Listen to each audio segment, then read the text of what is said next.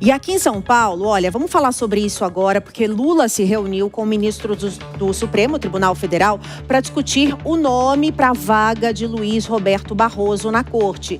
E já tem uma tensão na direita, é sobre isso que a gente vai chamar agora a Beatriz Manfredini, direto aqui da nossa redação.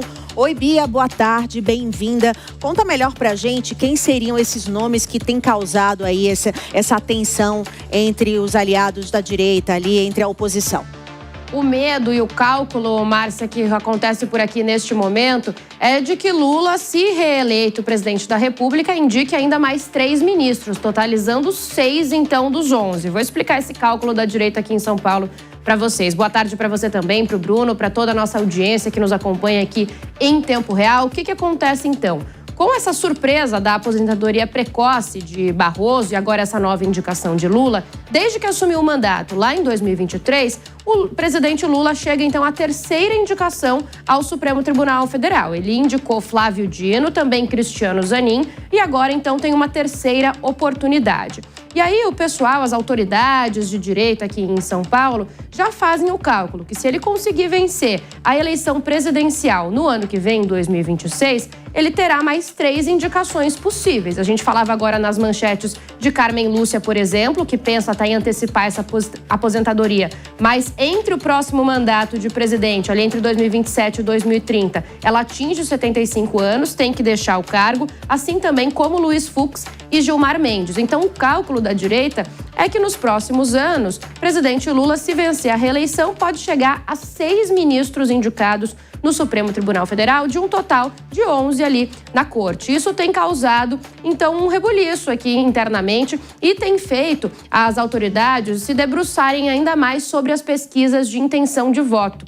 Essa semana, eu ouvi de pelo menos 4 pessoas diferentes essa justificativa ou essa preocupação com o STF quando eu questionei esses aliados e pessoas próximas aí às autoridades mais importantes de São Paulo sobre, então, as pesquisas de intenção de voto. Então, qual que é a leitura, né? Eles continuam dizendo ali nos bastidores que a esperança seria o governador Tarcísio de Freitas. Mesmo assim, há um medo, porque Tarcísio aparece com menos vantagem do que Lula nas pesquisas nacionais de intenção de voto. Então, seria um risco para Tarcísio perder aqui o estado de São Paulo, que ele é tido nos bastidores como praticamente reeleito, para concorrer com Lula. Só que a avaliação da direita é que outros nomes importantes, aí, como Michele Bolsonaro ou Ronaldo Caiado, por exemplo, não teriam ali a mesma vantagem, não seriam competitivos o suficiente para driblar ali o presidente Lula de uma possível reeleição. Por isso, mais de um desses aliados com quem eu conversei acabou me dizendo o seguinte: olha, o Tarcísio nem quer, mas ele vai precisar sair aqui do Palácio dos Bandeirantes. Olha, ele vai ter que ir, não tem jeito, não tem como.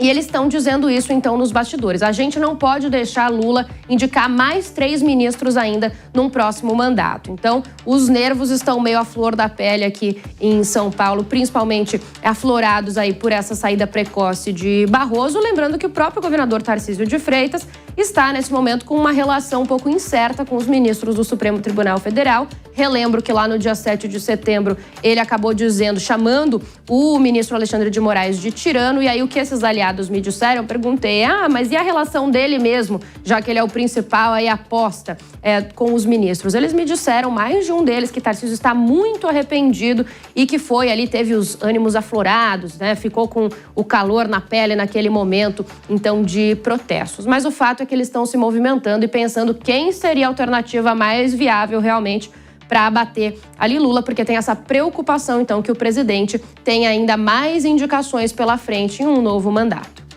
Agora, Bia, em relação a quem fica aqui no governo, tudo indica que Tarcísio passaria a bola para Ricardo Nunes, é o nome mais bem avaliado?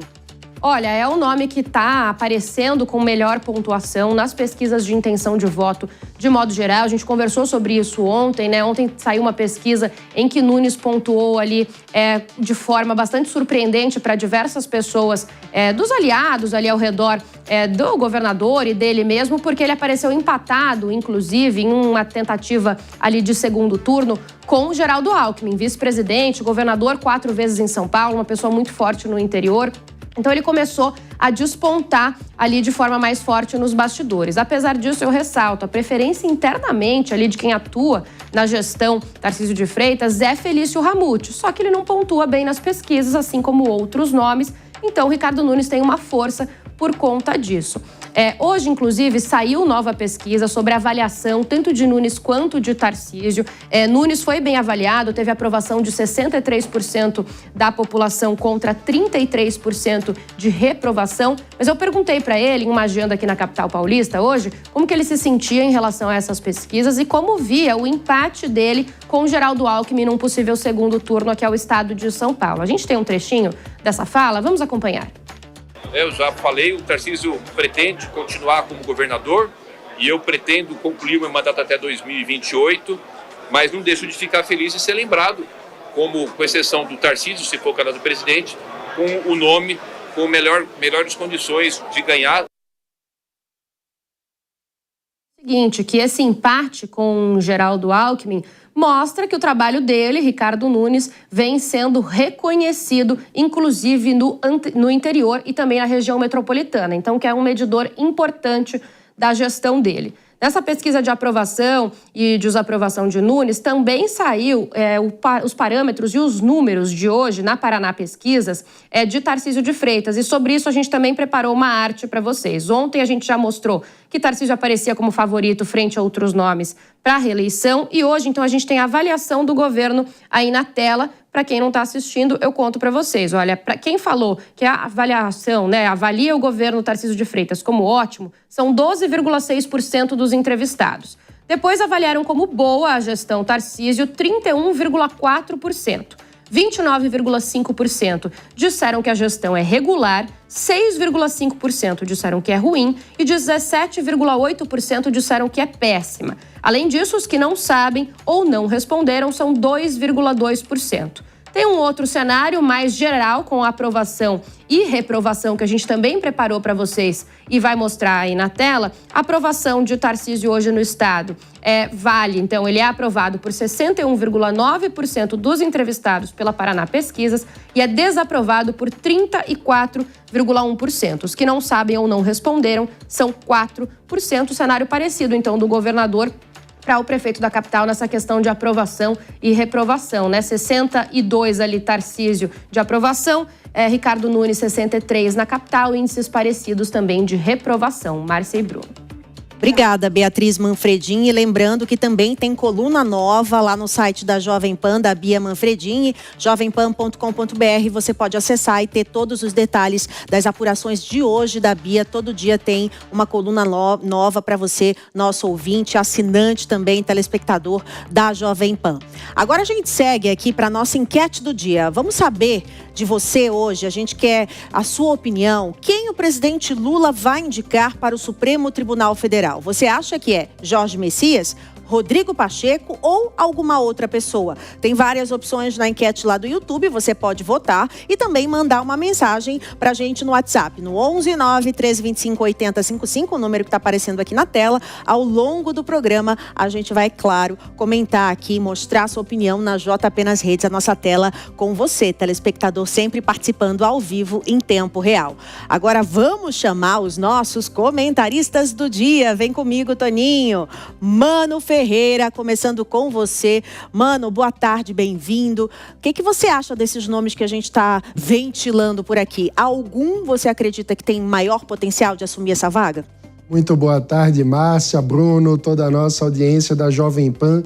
Olha, Márcia, de um ponto de vista da disputa para o Supremo Tribunal Federal, a tomar pelas indicações que o presidente Lula fez até agora, o favorito é o Jorge Messias, que demonstrou fidelidade, lealdade ao presidente Lula diversas vezes. Ele é o mais bem cotado, mas vai haver muita pressão do ponto de vista da sociedade, porque a ausência de mulheres na Suprema Corte chama muito a atenção. De fato, em mais de 130 anos de história do STF, apenas 3 mulheres foram ministras e não há nenhum tipo de justificativa através do mérito para uma desproporção tão grande de gênero. É, de fato, uma disfuncionalidade institucional e um sintoma de um problema institucional